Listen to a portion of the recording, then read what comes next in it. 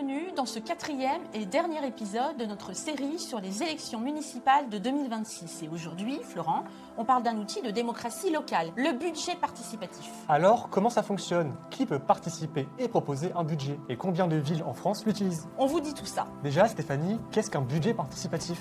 Un budget participatif, c'est simple. La collectivité, généralement une commune, consacre une partie de son budget à des projets proposés et votés par les habitants. En moyenne, on parle de 5% du budget, mais certaines collectivités vont plus loin. Ici à Paris, le budget participatif représente 25% des investissements de la ville. Mais au fait, Stéphanie et Florent, quelle est l'origine des budgets participatifs? Eh bien, l'idée n'est pas née en France, mais à Porto Alegre, au Brésil, en 1989. Et ce n'est pas un hasard si l'outil est né dans un pays en développement et réputé très inégalitaire et corrompu. L'objectif était d'associer les populations aux décisions publiques pour plus de transparence et de représentativité. Elle est ensuite arrivée en France à la fin des années 90. Morsan-sur-Orge en 1995 et Saint-Denis en 1997 sont les premières communes à le pratiquer. En Europe, l'expérience est surtout développée en Pologne, des centaines de cas, en Allemagne aussi et au Portugal. Aujourd'hui, l'Europe compte 4500 budgets participatifs, soit 39% du total mondial.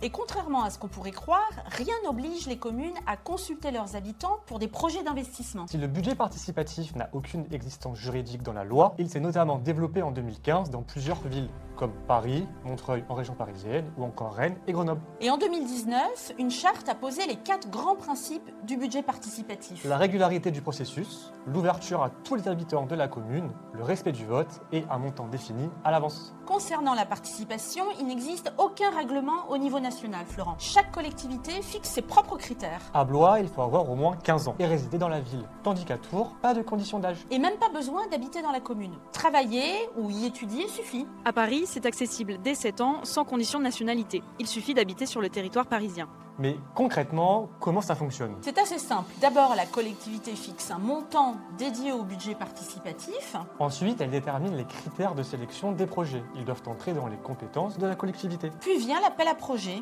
2 modèles existent. Le modèle pyramidal, avec des délégués qui se font les relais entre les citoyens et la collectivité. Ou le monde horizontal, le plus courant. Tout le monde peut proposer ses idées. 90% des collectivités choisissent cette option. Les services de la collectivité analysent ensuite les projets et rencontrent les habitants pour les rendre réalisables. Ça peut être un aménagement de proximité, bibliothèque, jardin, une amélioration du cadre de vie comme des espaces verts, des pistes cyclables ou des projets de solidarité comme les véhicules d'assistance par exemple. Et l'ensemble des projets éligibles sont ensuite soumis au vote. Il peut se faire en ligne, dans les bureaux de vote ou en mairie. Et les projets lauréats sont ensuite présentés aux habitants. Au total, l'organisation d'un budget participatif prend entre 8 et 10 mois. À la suite du vote, la collectivité inscrit les projets gagnants dans son budget. Ici, dans le 15e arrondissement, les habitants ont voté pour la végétalisation des murs et des toits du square de Sey. Les budgets participatifs se sont répandus peu à peu en France depuis 10 ans. En 2024, plus de 400 collectivités étaient concernées. Ça représente des communes dont la taille moyenne est de 25 000